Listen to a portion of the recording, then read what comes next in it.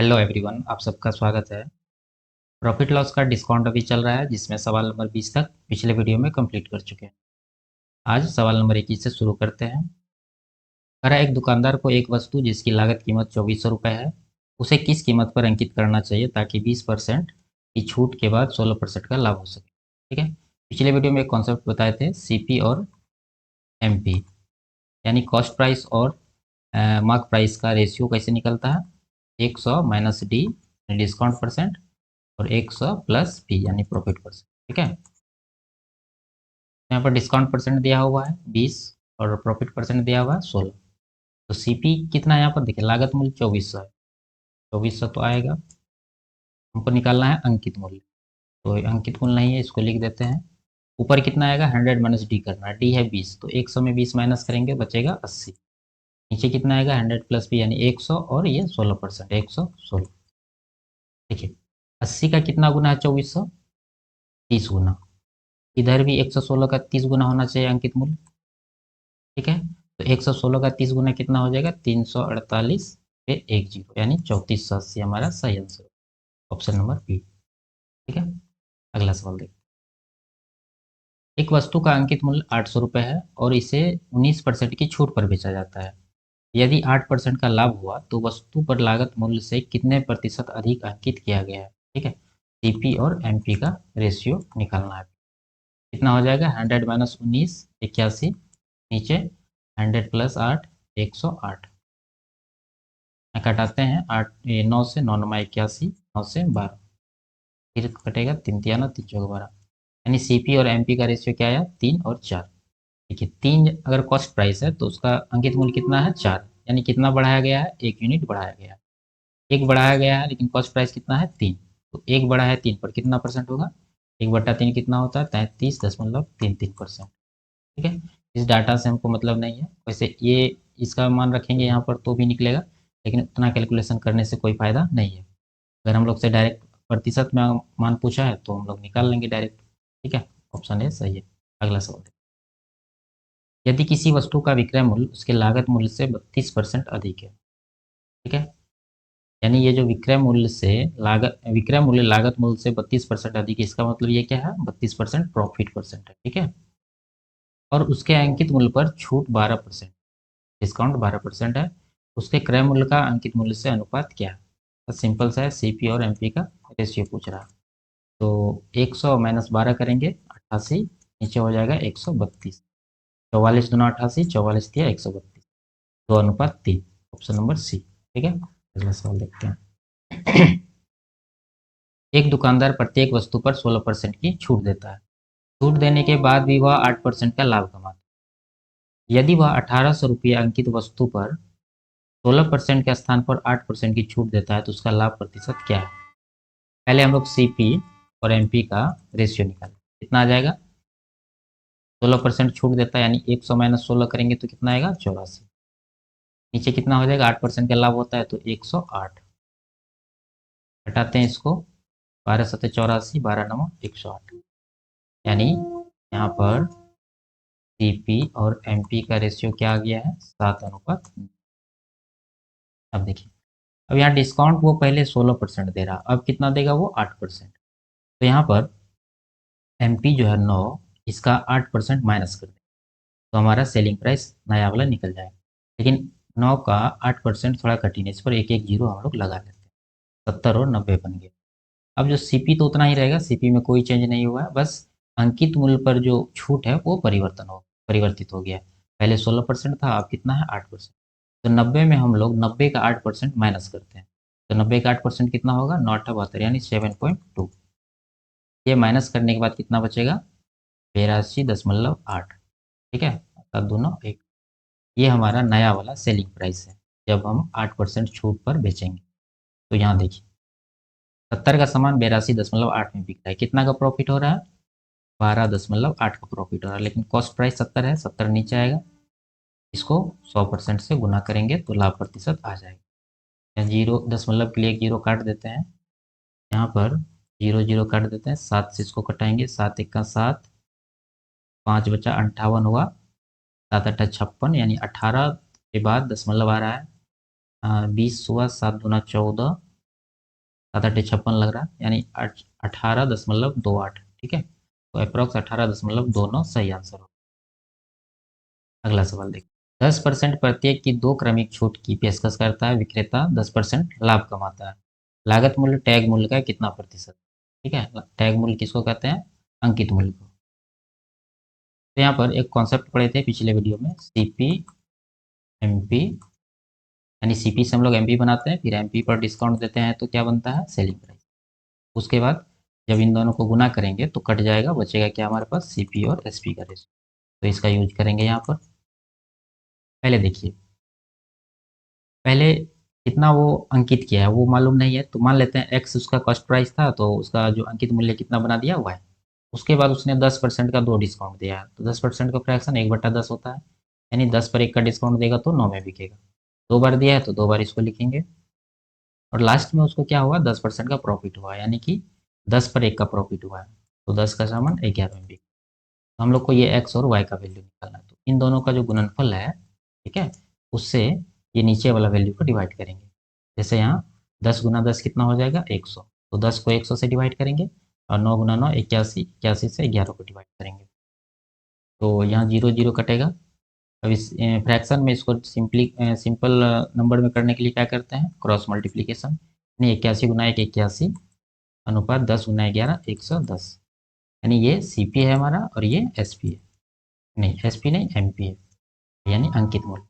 ठीक है, ये वाला वैल्यू यहाँ पर निकल चुका है। अब पूछ रहा है हमसे लागत मूल्य टैग मूल्य का कितना प्रतिशत, यानी लागत मूल्य 81, अंकित मूल्य का कितना प्रतिशत है? अंकित मूल्य कितना है? 110। ठीक है, इसको परसेंटेज में निकालने के लिए 100% से गुना करेंगे, जीरो जीरो कटेगा, 11 से इसको कटाते हैं, 11 से 77, 54, 11 या 33 लगेगा, 7 11 चक 66, ठीक है, 4 11 या 33, यानी 73.63 आ रहा है लगभग। ठीक है, तो ऑप्शन नंबर सी इसका सही आंसर होगा।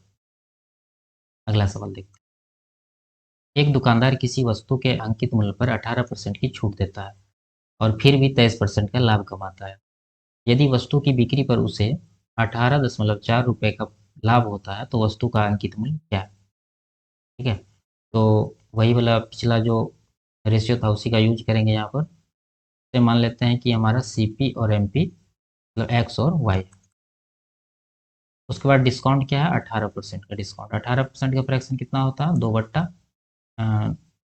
9/50, यानी 50 पर 9 का डिस्काउंट है तो कितना में बिक रहा है? 41 में। ठीक है, फिर भी उसे 23% का लाभ हो रहा है, यानी फाइनली उसको क्या हो रहा है? 23% का लाभ हो रहा है, यानी 100 का सामान 123 में बिक रहा है। ठीक है, अब यहाँ से एक्स और वाई का वैल्यू निकालना है। उससे पहले हम लोग क्या करेंगे, यहाँ पर देखिए 100 का सामान 123 में बिका है, ये लास्ट में जो निकलता है ये क्या निकलता है? हमारा सीपी और एसपी का रेशियो, यानी कॉस्ट प्राइस 100 है तो सेलिंग प्राइस कितना है? 123, यानी 23 का प्रॉफिट है। लेकिन रुपया में यहाँ पर कितना का प्रॉफिट है? 18.4 का प्रॉफिट। तो एक यूनिट का वैल्यू कितना आएगा? 23 अट्ठा होता है 184, यानी 0.8 एक यूनिट का वैल्यू आ गया। अब यहाँ से हम लोग पहले कॉस्ट प्राइस निकालेंगे। कॉस्ट प्राइस कितना है हमारा? 100 यूनिट, तो 100 का वैल्यू कितना होगा? यहाँ पर निकाल देते हैं, 100 यूनिट का वैल्यू हो जाएगा 80। ठीक है, हमसे पूछ रहा है अंकित मूल्य। देखिए, ये जो ऊपर वाला रेशियो रहता है ये क्या रहता है? सीपी से एमपी का रेशियो रहता है। ठीक है, लेकिन यहाँ पर हम लोग का सीपी निकल गया है, कितना निकल गया है? 80। सीपी हमारा निकल गया है 80। अब यहाँ पर एक स्टेप और आगे जाना पड़ेगा, यानी अंकित मूल्य निकालने के लिए हम लोग को ये वाला रेशियो भी निकालना पड़ेगा। तो ये वाला रेशियो निकालने का क्या तरीका है? जब ये वाला एक्स और अनुपात वाई निकालना होता है तो ये वाला वैल्यू से इसको डिवाइड करते हैं। ठीक है, तो क्या हो जाएगा? 100 को 50 से डिवाइड करेंगे, इधर 123 को 41 से डिवाइड करेंगे, यहाँ 50 दूना 100, 41 तिया 123, यानी 2:3 आ गया। ये क्या है हमारा? सीपी और ये है एमपी, अंकित मूल्य। ठीक है, तो यहाँ पर सीपी तो निकल चुका है 80। ठीक है, सीपी 80 निकल चुका है, तो ये सीपी है 80, यानी 2 यूनिट का वैल्यू 80 है। कितना गुना है? 40 गुना। तो इधर भी एमपी निकालने के लिए हम लोग 40 गुना कर देंगे, 40 दिया कितना हो जाएगा? 120। ठीक है, तो ये आंसर होगा ऑप्शन नंबर सी। अगला सवाल देखिए, एक डीलर एक वस्तु पर उसके लागत मूल्य से 40% अधिक मूल्य अंकित करता है। और उसे अंकित मूल्य पर 15 और 25% की दो क्रमिक छूट देकर बेचता है। यदि उसे 43 रुपये की हानि होती है तो वस्तु का अंकित मूल्य क्या है? देखिए, यहाँ अंकित मूल्य कितना परसेंट अधिक किया है? 40%। का फ्रैक्शन हो जाता है 2/5। यानी जब इसका कॉस्ट प्राइस 5 है, उस पर 2 बढ़ा दिया तो कितना कर दिया? 7। ये अंकित मूल्य 7 कर दिया। और उसके बाद अंकित मूल्य पर 15 और 25 की दो छूट देता है। तो 15% का फ्रैक्शन कितना होता है? 3/20। यानी 20 पर 3 का छूट देकर सामान बेचता है 17 में। उसके बाद फिर से 25% का छूट देता है। इसका फ्रैक्शन 1/4 होता है, यानी 4 पर 1 का छूट देता है तो बिकता है 3 में। इसको जब हम लोग गुना करेंगे तो क्या मिलेगा हमारे पास? क्रय मूल्य और विक्रय मूल्य का रेशियो। ठीक है, सीपी और एसपी का रेशियो। देखिए, इनको गुना करते हैं, उससे पहले देखेंगे कटने वाला है तो कटा देंगे, कटने वाला नहीं है। 5 गुना 4 20 गुना 20 400। इधर कितना आएगा? 7 गुना 17 119 119 दिया 357। यहाँ पर सीपी है 400, एसपी कितना है यानी सेलिंग प्राइस 357। कितना का लॉस हो रहा है? 43 यूनिट का लॉस हो रहा है। देखिए, 43 यूनिट का लॉस हो रहा है, लेकिन रुपया में कितना हो रहा है? 43 रुपया का ही लॉस हो रहा है। तो 1 यूनिट का वैल्यू 1 रुपया के बराबर है। हमसे अब क्या पूछ रहा है? वस्तु का अंकित मूल्य। देखिए, यहाँ पर कॉस्ट प्राइस कितना है? 400। 400 400 यूनिट है, एक यूनिट का वैल्यू एक आया। यहाँ से 43 यूनिट का 43 है तो एक का कितना आएगा? एक आएगा। 400 का कितना आ जाएगा? 400। ये हमारा क्रय मूल्य यानी कॉस्ट प्राइस। अब इस रेशियो में देखिए, ये कॉस्ट प्राइस से अंकित प्राइस का रेशियो है, यानी सीपी और एमपी का ये रेशियो है 5:7। यहाँ सीपी 400 निकला, यानी 5 का वैल्यू 400 होगा। कितना गुना है? 80 गुना। इधर एमपी का भी 80 गुना कर देंगे हम। तो एमपी का 80 गुना कितना होगा? 7 गुना 80 560। तो इसका 560 सही आंसर होगा, ऑप्शन नंबर बी। अगला सवाल देखते हैं। एक डीलर एक वस्तु को उसके सूची मूल्य पर 20% की छूट पर खरीदता है। उस पर सूची मूल्य से 25% अधिक मूल्य अंकित करता है। यदि वह नई सूची मूल्य पर 20% की छूट देता है तो उसका लाभ प्रतिशत क्या है? देखिए, मान लेते हैं कि सूची मूल्य कितना था प्रारंभ में? 100 रुपये। उसके बाद वह डीलर कितना में खरीदा है? 20% के छूट में। 20% का छूट मतलब 100 का 20% 20 होता है। 20 इसको माइनस करेंगे तो कितना बचेगा? 80। यानी डीलर के लिए 80 रुपये सीपी हो गया, कॉस्ट प्राइस। अब आगे कह रहा है कि उस पर यानी वो सूची मूल्य पर 25% अधिक अंकित करता है। ये जो सूची मूल्य है 100 रुपये जो हम लोग माने थे, उससे 25% बढ़ाकर वो अपना एमपी बनाता है, यानी अपना सूची मूल्य बनाता है। तो 100 का 25% 25, तो 100 में 25 ऐड करेंगे तो 125 इसका अंकित मूल्य बन जाएगा। अब आगे करा हुआ नई सूची मूल्य पर 20% का छूट देता है। अब इस पर वो आदमी यानी वो डीलर 20% का छूट देता है। तो 125 का 20% कितना होता है? 12 12.5 हो गया। 10% इसका दो गुना करेंगे तो 25, यानी इसमें 25 का डिस्काउंट दे रहा हूँ। तो सामान फाइनली वो कितना में बेच रहा है? 100 रुपये में। ठीक है, डीलर के लिए कॉस्ट प्राइस कितना है? 80 रुपये। और उसका जो सेलिंग प्राइस है कितना है? 100 रुपये। तो यहाँ पर कितना का प्रॉफिट हो रहा है? 20 का प्रॉफिट हो रहा है। 20 का प्रॉफिट हो रहा है, इसका सीपी कितना है? 80। यानी 1/4 इसको प्रॉफिट हो रहा है। इसका वैल्यू कितना होता है? 25%। तो ऑप्शन नंबर बी इसका सही आंसर होगा। ठीक है, अगला सवाल देखते हैं। एक वस्तु 25% और x% की क्रमिक छूट के बाद 612 रुपये में बेची जाती है। यदि वस्तु का अंकित मूल्य 960 रुपये है तो x का मान क्या है? इस तरह का सवाल हो चुका है पिछला वीडियो में, फिर भी एक बार कर लेते हैं। दो क्रमिक छूट दिया, एक 25, 25 का फ्रैक्शन 4, 1/4, यानी 4 पर 1 का छूट देगा तो 3 में बेचेगा। दूसरा छूट मालूम नहीं है, मान लेते हैं एक्स वाई है। उसके बाद इसका अंकित मूल्य कितना है? 960। इधर अंकित मूल्य रहता है लेफ्ट साइड 960, और विक्रय मूल्य कितना है? 612। 612 इस तरफ देंगे। एक्स और वाई का वैल्यू निकालने के लिए इससे इस वैल्यू को डिवाइड करेंगे, भाग करेंगे। ठीक है, इससे इसको करेंगे तो यहाँ पर कितना हो जाएगा? 4 से भागा करेंगे, यहाँ पर 3 से, तो ये वैल्यू आ जाएगा 240। ये कितना आएगा? 3 दूना 6, 3 चौके 12, यानी 204। 240 और 204 आया। तो यहाँ पर या तो यहाँ से भी डिस्काउंट निकाल सकते हैं, यहीं से निकाल लेते हैं। कितना का डिस्काउंट है? 36 रुपये का डिस्काउंट है यहाँ पर। ठीक है, 36 का डिस्काउंट है, लेकिन इसका जो प्राइस है कितना है? 240। 240 नीचे आएगा, गुना 100% कर देंगे। जीरो जीरो काट देते हैं, 12 दूना 24, 12 तिया 36, 2 से इसको 5 बार में, यानी 5 तिया 15%। Option number D.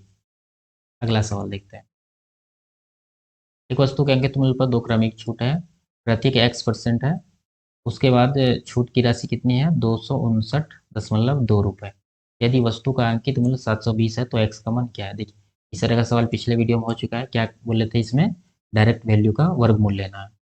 2 क्रमिक छूट है तो वर्गमूल लेना है, अगर 3 क्रमिक छूट रहा था लगातार तो क्या लेते हैं हम लोग, घनमूल। तो यहाँ अंकित मूल्य है 720। ठीक है, 720 पर इतना का डिस्काउंट दे रहा है, 720 पर 259.2 का डिस्काउंट दे रहा है। कितना बच रहा है, 700, माइनस करेंगे इसमें तो यहाँ पर 8, यहाँ 0, यहाँ पर 6, 460.8 बच रहा है। 460.8, इन दोनों का अगर वर्गमूल ले लेंगे तो हमारा आंसर आ जाएगा। ठीक है, आप लोग अपने से ट्राई करिए इसको। अब ये लास्ट सवाल था, फिर मिलते हैं अगले वीडियो में, तब तक के लिए बाय बाय, टेक केयर।